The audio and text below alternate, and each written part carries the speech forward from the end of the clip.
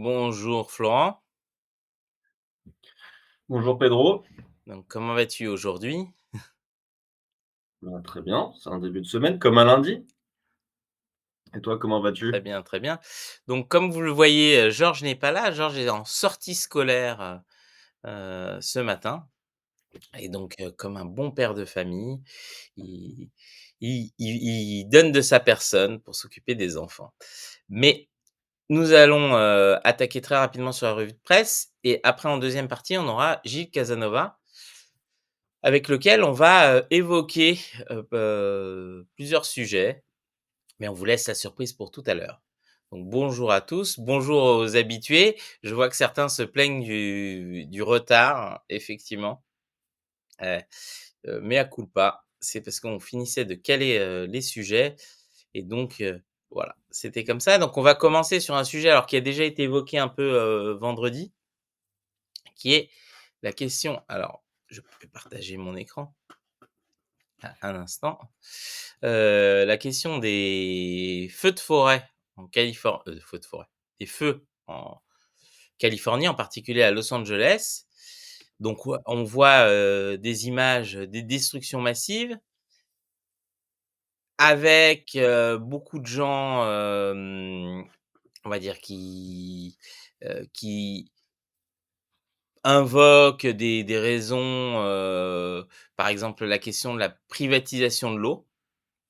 Heu, c'est un vrai sujet,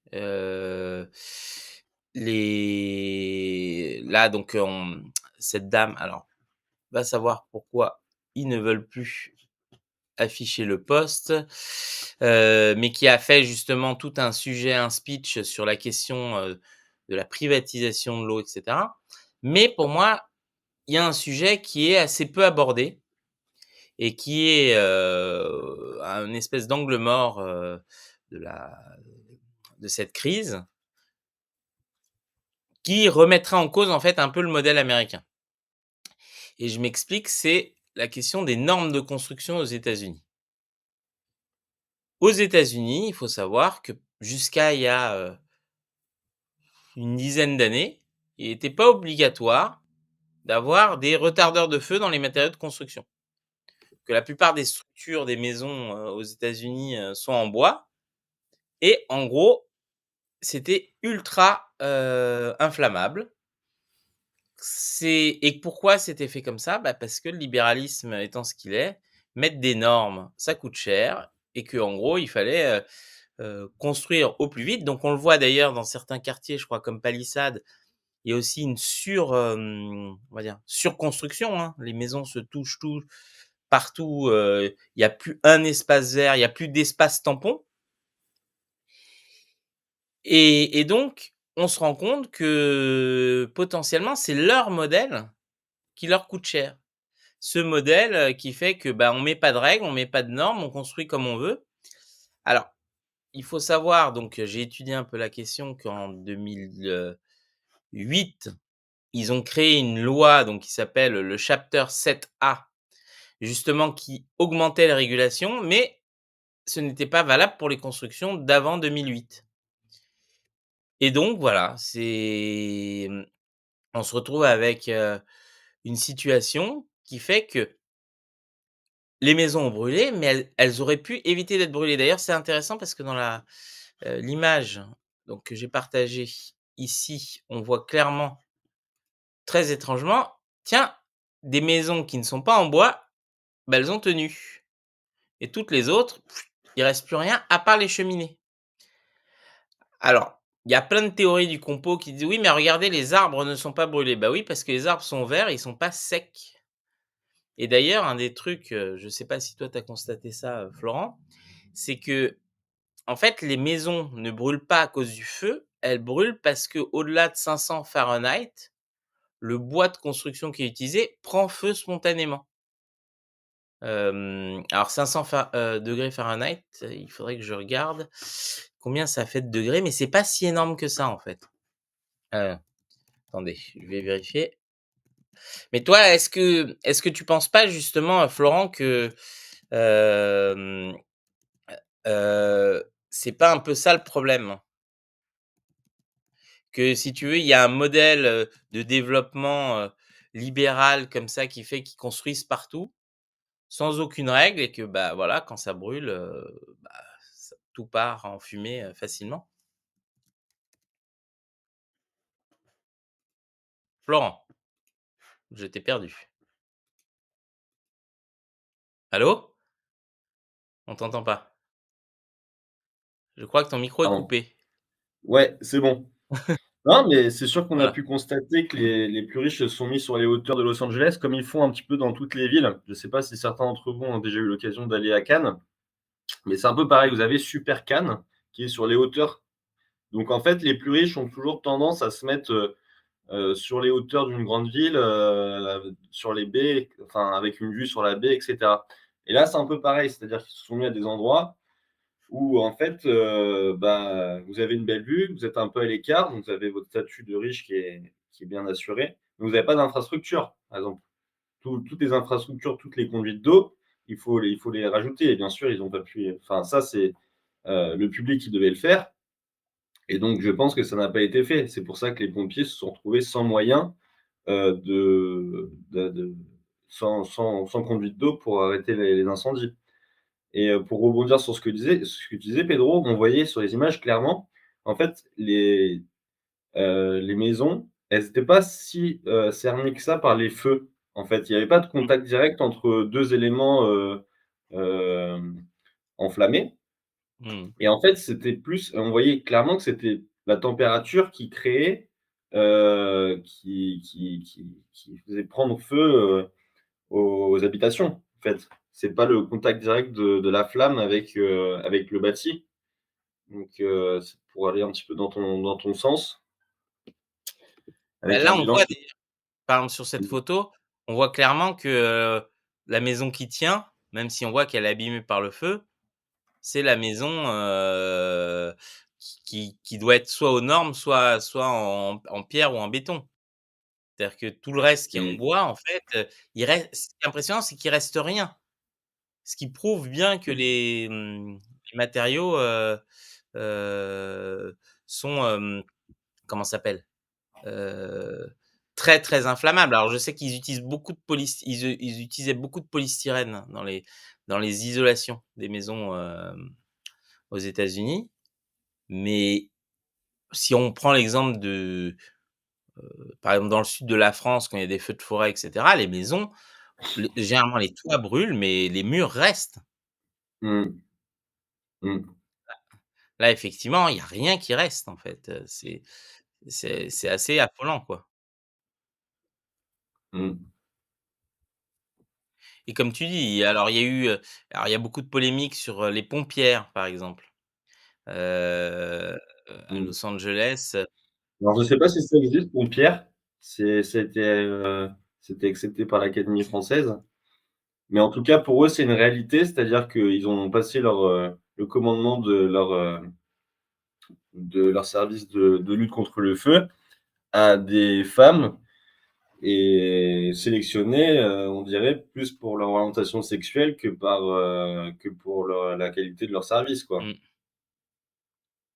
On a vu passer plusieurs informations là-dessus, parce qu'ils ont voulu faire de Mmh. l'inclusion, à n'importe quel prix et donc Oui, c'est ça, c'est-à-dire qu'au lieu, de viser l'efficacité, effectivement, ils ont visé, la diversité comme objectif principal. Donc de prendre des gens qui étaient pas physiquement aptes, par exemple des gens en surpoids et cetera. Mais surtout, ce que j'avais trouvé impressionnant et c'est Georges qui m'en a parlé la semaine dernière, ils n'ont que 10 canadair. mmh, C'est-à-dire que vraiment, c'est là où on voit, les limites du libéralisme à l'américaine, c'est-à-dire le sous-investissement d'État, bah, ça fait qu'en cas de crise, bah, c'est le bordel, en fait. Et ils avaient déjà eu le cas, je crois, c'était, dans l'Oregon, je sais plus, il y a eu des grandes tempêtes et cetera. Ça avait été une catastrophe pour les secours. Mais effectivement, on voit là, c'est grotesque. Il y avait des images, je crois, de pompiers avec des sacs à main comme ça remplis d'eau qui jetaient pour empêcher les feux, c'est du jamais vu, en fait. Et j'avais vu justement que dans les maisons aux États-Unis, la grosse obligation, bah, c'était, d'avoir juste un détecteur de fumée et un extincteur chez toi. Mais en gros, le fait que ta maison brûle facilement, voilà. C'est vrai que je peux pas m'empêcher de comparer. En France, quand tu as un appartement qui brûle dans un immeuble, généralement, il ne brûle pas tout l'immeuble. C'est très rare un immeuble qui brûle entièrement, même dans les zones les plus reculées. Alors effectivement, certains parlent, de l'incendie de Notre-Dame. Effectivement, mais Notre-Dame était, il y avait beaucoup, beaucoup de bois dans la charpente. Là, on voit, c'est la charpente qui brûle. Le reste, tout ce qui est en bois ne brûle pas. Donc et oui et donc un des trucs aussi que j'ai trouvé assez intéressant, c'est que dans les lois en question, anti-feu, ils font quelque chose qui est complètement, pour moi, stupide. Ils demandent en fait aux maisons, du moins aux Américains de, déblayer, comment ça s'appelle? D'enlever toute la végétation tout autour de leur maison. Or, sur le principe, ça paraît une bonne idée, de se dire, «On va enlever toute la végétation». Mais plus on enlève de végétation, plus on augmente l'érosion des sols et en particulier le fait que l'humidité, ne reste pas et moins il y a d'humidité, plus il y a de feu. C'est bien connu que si tu plus tu déboises, plus tu peux potentiellement créer des feux. Donc il y a un truc, complètement absurde, hein, justement, de cette logique-là, qui pour moi est incompréhensible. Et l'autre chose aussi, c'est que, il y a ils les Américains adorent les palissades en bois et qu'apparemment ça a été aussi un des grands et par contre, il y a pas de normes pour que tes palissades en bois, soient, anti-feu. Donc en fait, tu peux mettre des trucs qui brûlent super facilement. Donc je pense que tout ça est lié.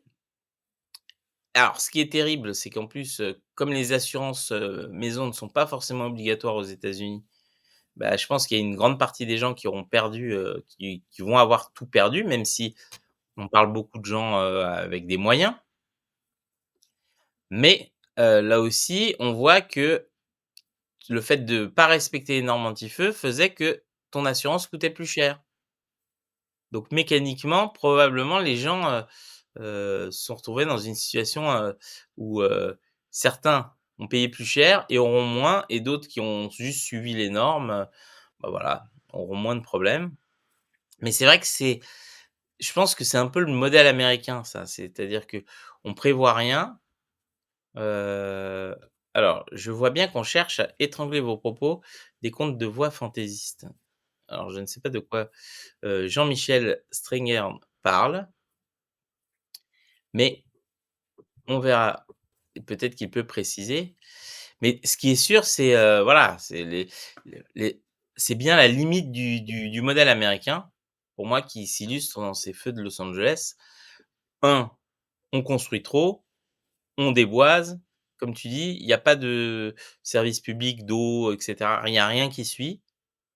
Il y a pas de service public en nombre suffisant, donc de pompiers et cetera et après, faut pas s'étonner que tout crame.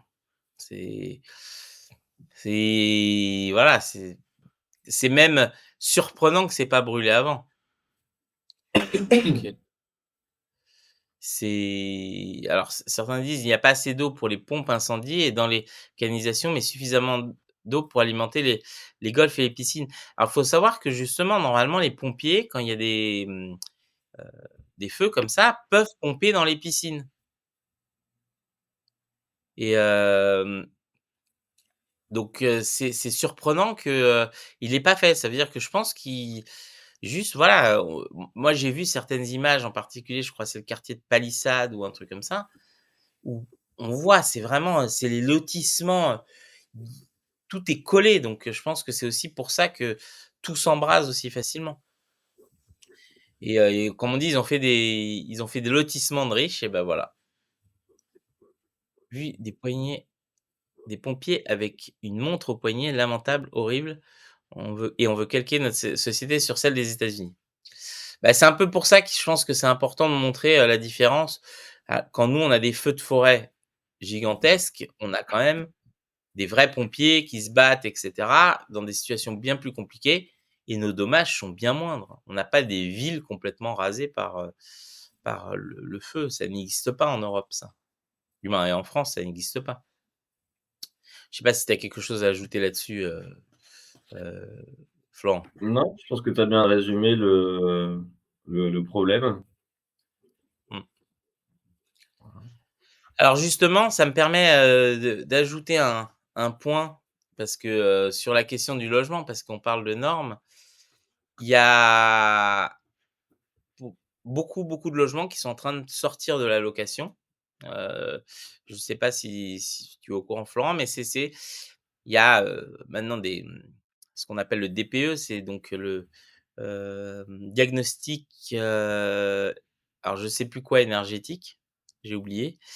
Hem et donc au 1er janvier 2025, tous les logements classés G ne pouvaient plus être loués. Or, on se rend compte que, bah, plein de gens n'ont pas fait les rénovations, que ces rénovations sont trop coûteuses. Souvent, c'est des propriétaires âgés et donc ce qu'on appelle les fameuses passoires thermiques et que donc, bah, ces logements sont en train de disparaître du locatif ou d'être vendus et cetera.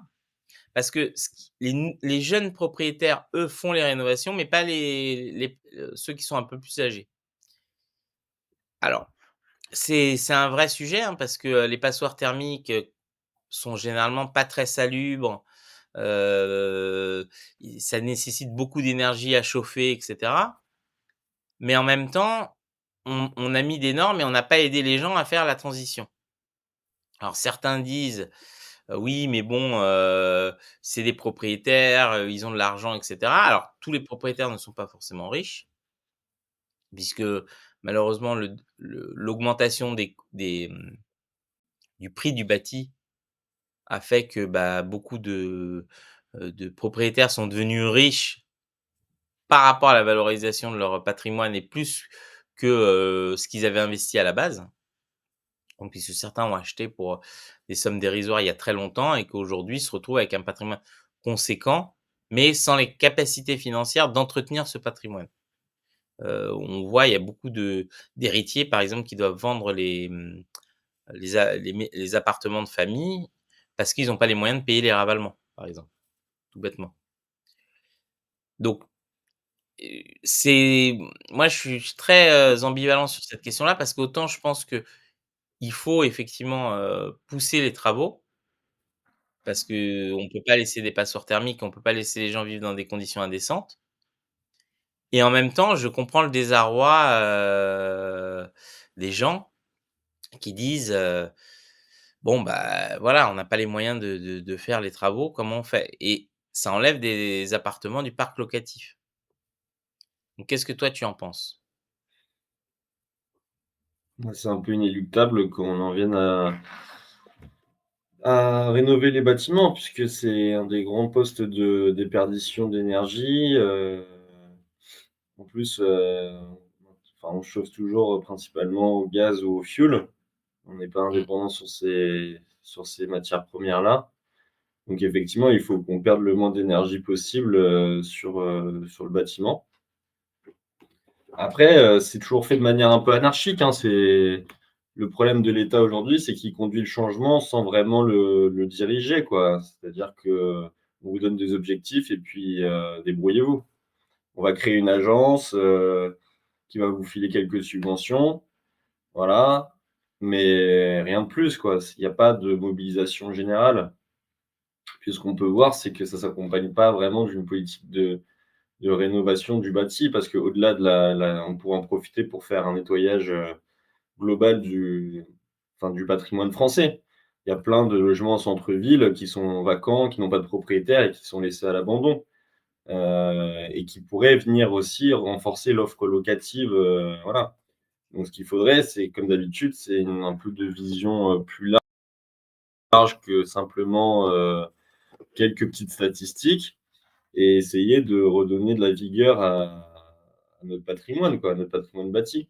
Donc effectivement, ça passe par la rénovation énergétique, mais c'est aussi, l'embellissement, c'est aussi, c'est ce genre de choses.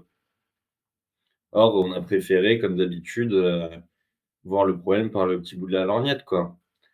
Donc les propriétaires, ils sont un peu démunis face à ça. Ils sont aussi un petit peu il y a aussi beaucoup d'entreprises qui sont créées à chaque fois qu'en France, on crée de nouvelles réglementations, vous avez une flopée de nouvelles entreprises qui se créent, qui ont eu l'information, qui grappillent des subventions, mais qui arnaquent aussi un petit peu ceux qui demandent de l'aide, pour, réaliser leurs travaux. Oui, il y a eu beaucoup de Donc cas d'arnaque voilà. sur la rénovation énergétique. MaPrimeRénov', ouais. MaPrimeRénov', ça a été encore fait de manière hyper anarchique, quoi. Les propriétaires, ils ont pas de visibilité. Tout d'un coup, bah, le programme, il s'arrête, on sait pas pourquoi ni comment. Heu, Même pour planifier enfin, pour savoir, à l'avance combien vous allez pouvoir avoir d'aide, c'est un peu compliqué. Bon, par contre, vous avez l'agent certificateur, ça, c'est sûr. Heu, Lui, il est bien noté. On sait qu'est-ce qui va s'en mettre plein les poches. Mais voilà, pour ce qui est de l'accompagnement général, il y a personne. Mais alors moi, j'ai une question à te poser. Est-ce qu'il faudrait pas, quand il y a des travaux comme ça, par exemple à l'échelle de ville, comme Paris, Lyon, Marseille et cetera, qu'il y ait une agence, je sais pas, municipale de travaux qui propose, qui fasse les travaux, qui assume les travaux, avec un haut niveau de qualité et en gros, ça devient un passif de la propriété. C'est-à-dire que si après, on va dire, comme une sorte de crédit ou de taxe sur, 10, 20, 30 ou 40 ans et si par exemple on vend, bah, le nouveau propriétaire continue à rembourser, heu, cette somme pour justement pouvoir faire parce qu'on sait très bien que si, on prend tout un bâtiment et qu'on rénove tout, ça coûte moins cher que si on fait des travaux, à droite à gauche et Mmh. justement, ça permettrait de faire des ravalements, changer des toitures, par exemple dans le cas de toitures en zinc, du moins de faire quelque chose qui permettrait de justement de diminuer tous ces coûts d'énergie et cetera, donc une plus-value pour l'État, moins de dépenses de subventions, mal utilisées et justement des rénovations efficaces. Ou tu penses que c'est une mauvaise idée? Non, non, mais c'est une bonne idée parce que le chantier, il est énorme. On a un patrimoine et le patrimoine, ça s'entretient et ça demande des moyens. Sauf que, malheureusement, bah, ça a été laissé à l'abandon et plus on laisse traîner et plus notre patrimoine, il se dégrade. Donc, à mon enfin, il faut mettre le holà, à un moment ou un autre. On a plein de centres-villes qui sont complètement, centres-villes de villages ou même de grandes villes, hein, comme Perpignan, qui sont, Mmh. complètement, sinistrés. Parce qu'on a laissé la situation pourrir et justement, on a laissé l'initiative privée, le faire et donc aujourd'hui, vous avez des pans entiers de notre territoire qui sont, complètement, invivables, quoi. Donc après oui, c'est sûr il faut aider les propriétaires, il faut aussi préempter quand c'est nécessaire, Mmh. parce qu'il y a aussi beaucoup de propriétaires qui ne jouent pas leur rôle et heu et voilà. Et comme tu dis, avoir effectivement, prévoir des mécanismes, enfin un accompagnement sur le long terme avec, peut-être une garantie de l'État, sur les emprunts, tu vois? Ou voilà. Ouais, moi je pensais vraiment, on va dire, heu, on prend tout un bâtiment, et on le rénove de fond en comble et après ça devient une taxe, genre, c'est amorti sur X années, ça se transmet et d'un seul coup, c'est-à-dire que ça permet une économie d'échelle importante. Mais l'idée dans ces cas-là, il faut pas que l'État, sous-traite à des Bouygues ou à des sociétés, on va dire tierces qui vont faire n'importe quoi. Il faut qu'il y ait quand même un niveau de qualité et d'exécution qui soit à la hauteur. Mais ce que je me disais, c'est effectivement ça pourrait être une solution. Il a été beaucoup, débattu justement de la chaleur, des villes minérales en France et en fait, par exemple, il y avait, je sais plus qu'est-ce qu'il disait, si on peignait les toits en blanc, on gagnait, par exemple dans une ville comme Paris, on gagnait je sais plus 4 degrés. ou un truc comme ça, ce qui est énorme en été. Mais qu'en gros, s'il fallait demander à chaque copropriété de valider les travaux, c'était infernal.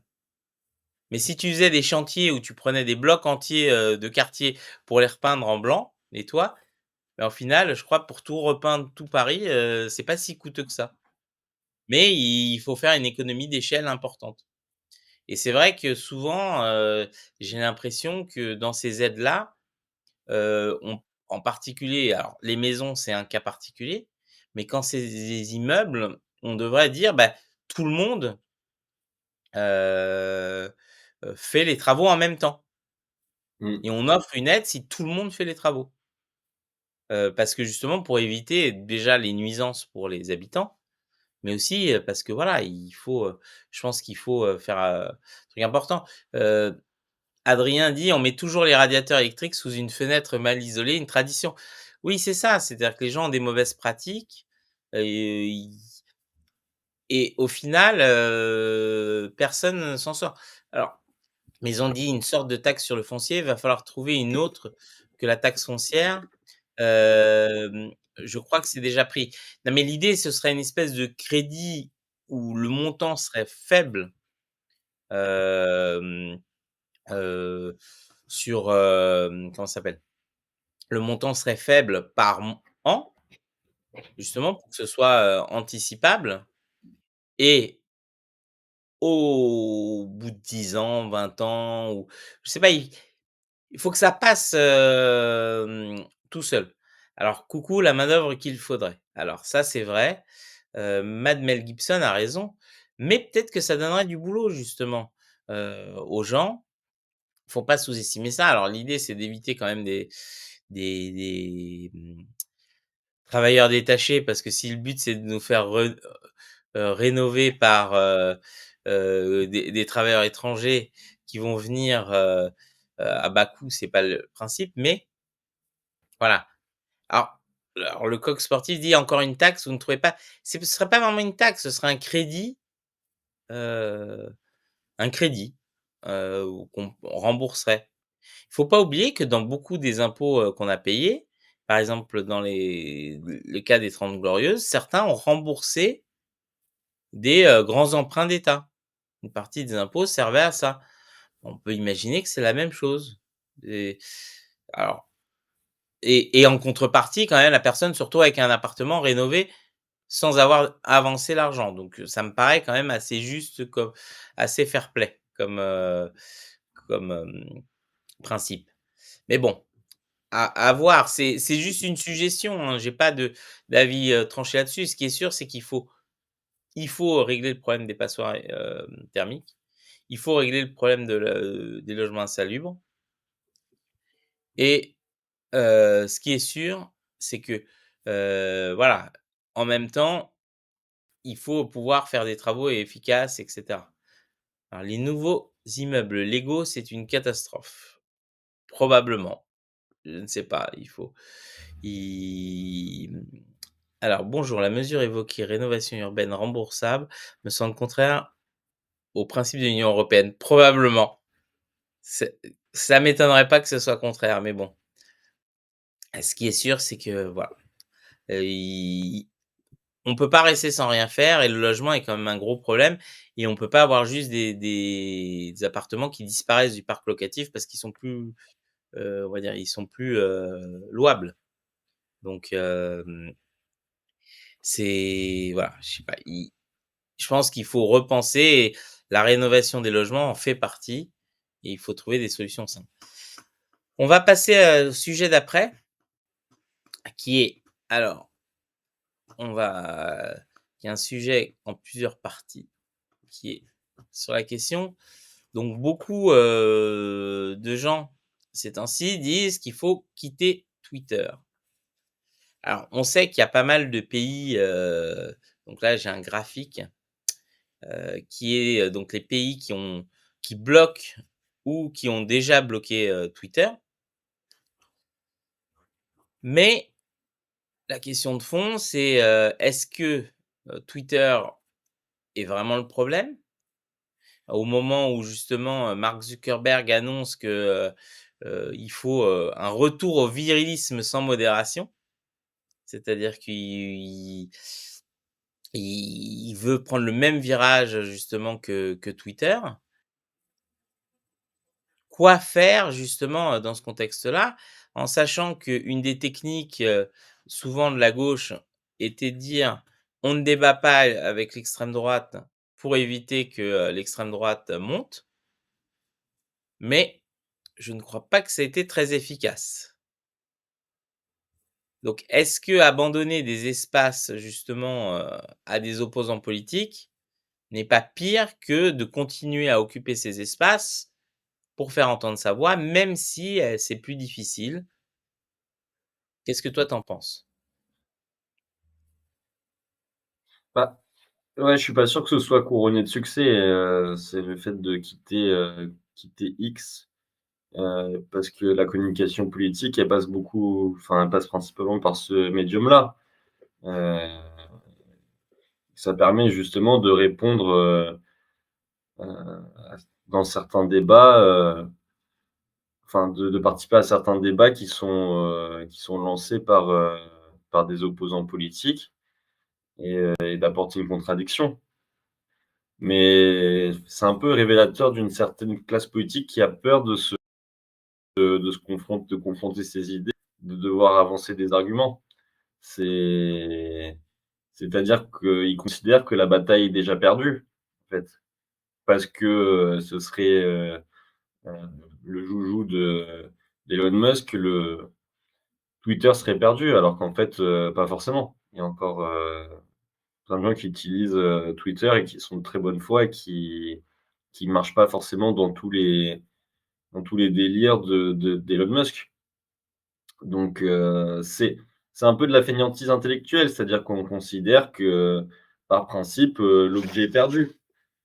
On est sans Et tous les gens qui seraient sur Twitter, seraient du même type, voilà, des libertariens, d'Elon Musk, des voilà, mais non, pas du tout.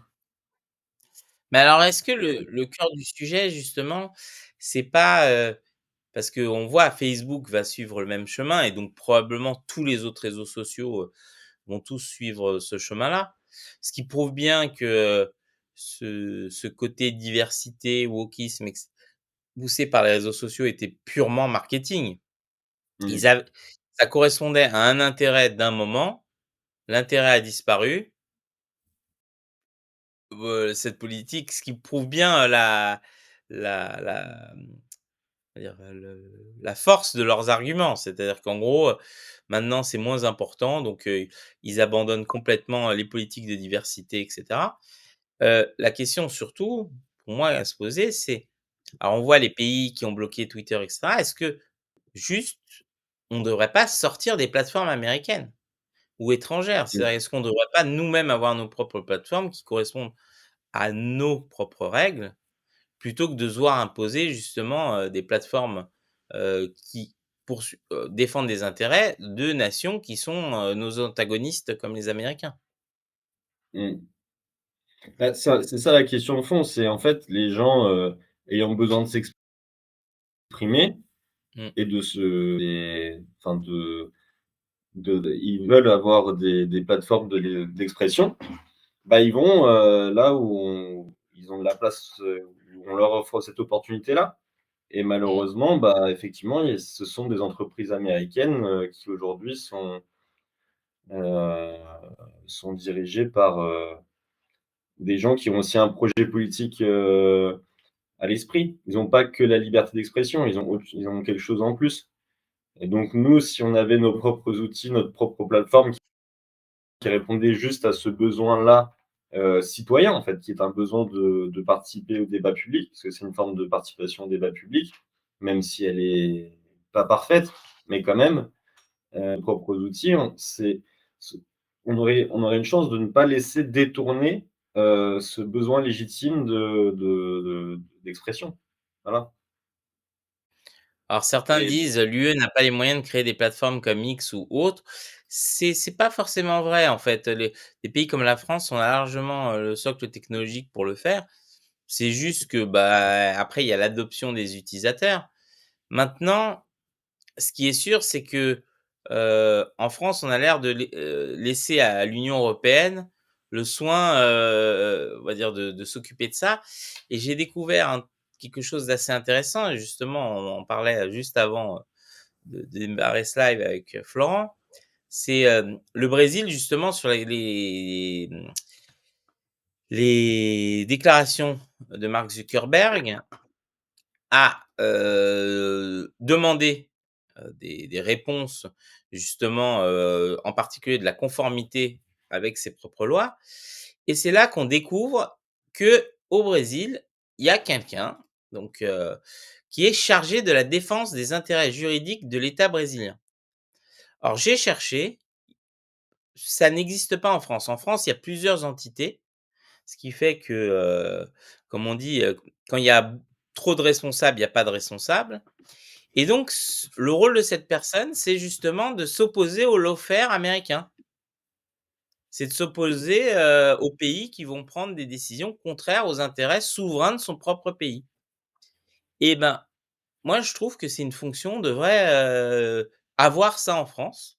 Avoir quelqu'un qui dit, «Ah bah non, quand on prend des décisions contre Alstom ou, EDF ou un truc comme ça, il demande des comptes et dans ces cas-là, il peut prendre des sanctions contre ces entreprises qui attentent aux intérêts, souverains de notre pays» et je trouve ça pas mal. Je pense que si c'est on devrait s'inspirer de ça et d'avoir quelqu'un qui soit reconnaissable par les Français. Alors certains diront: «Oui, mais c'est le ministre des Affaires étrangères ou de la justice».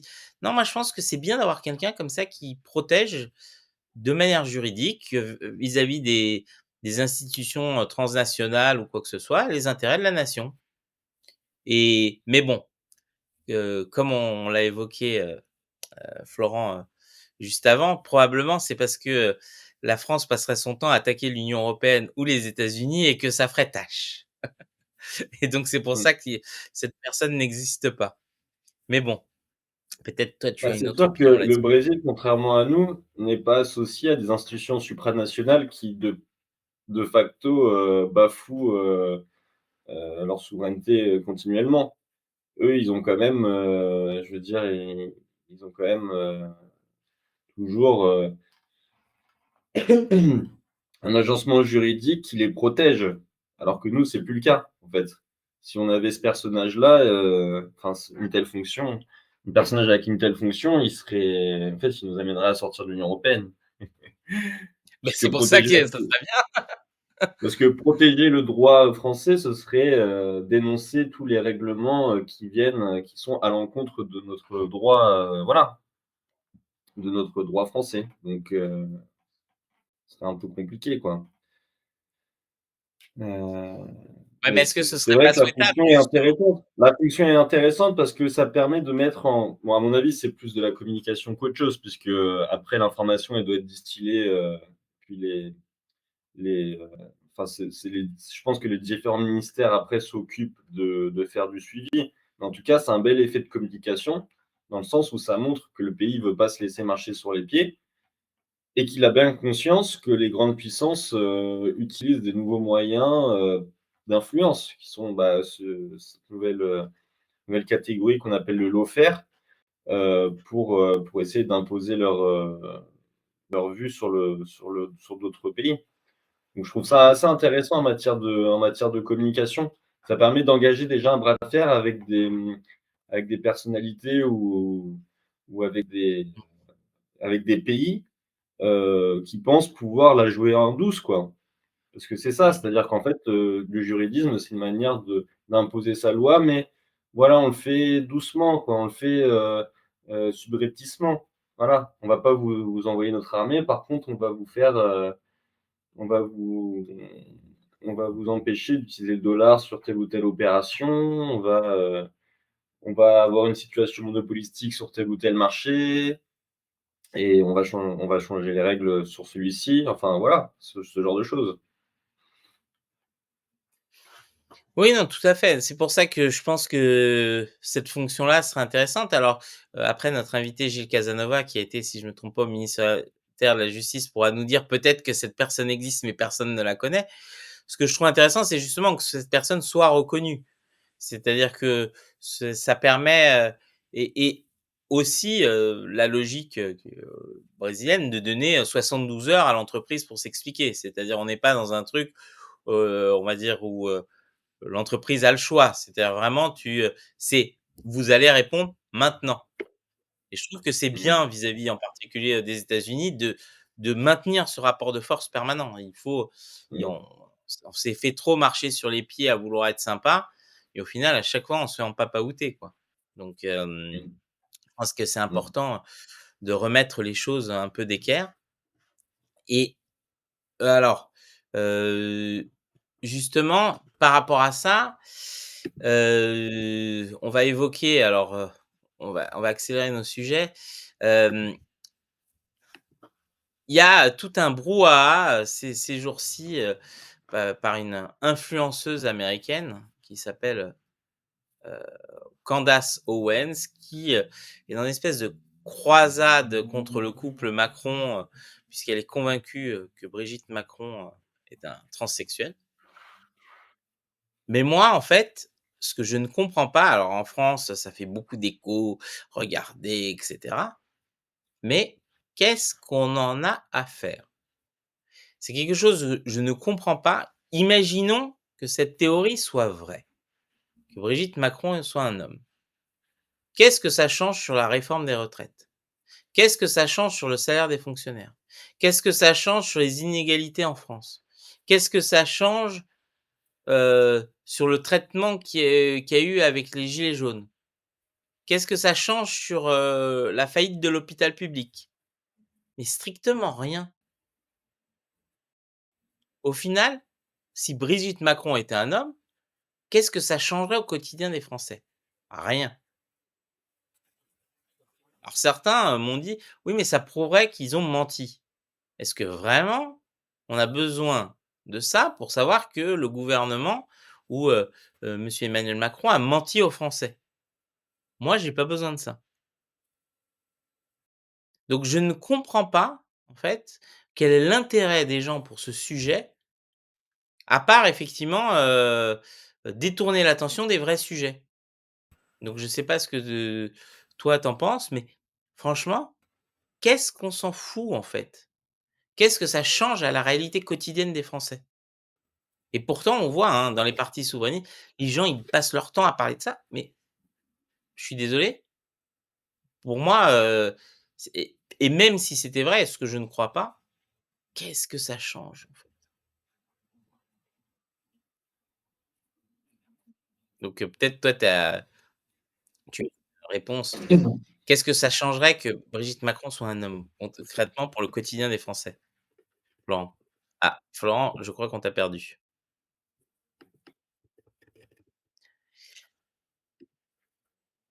Mais voilà, c'est les gens répondent que ça détourne l'attention. Est-ce que ça changerait? Pas grand-chose, hein. Oui, tu es là, Florent? Oui, tu m'entends?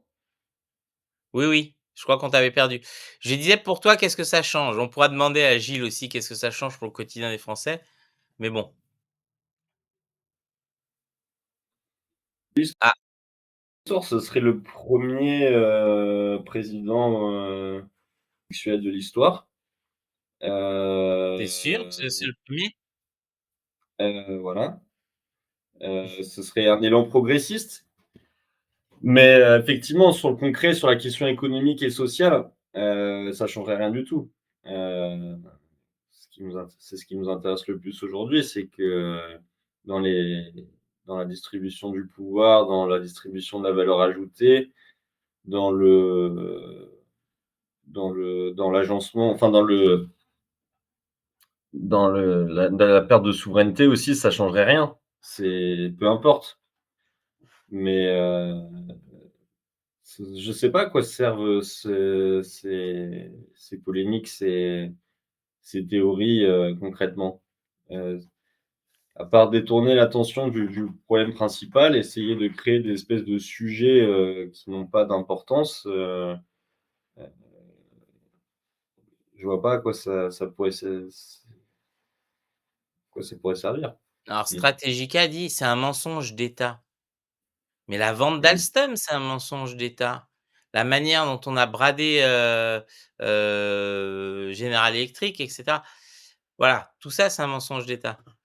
Bref, on pour moi, c'est ça fait partie des sujets inutiles qui a l'air d'occuper une frange des Français, mais voilà, qui n'a aucun intérêt. Heu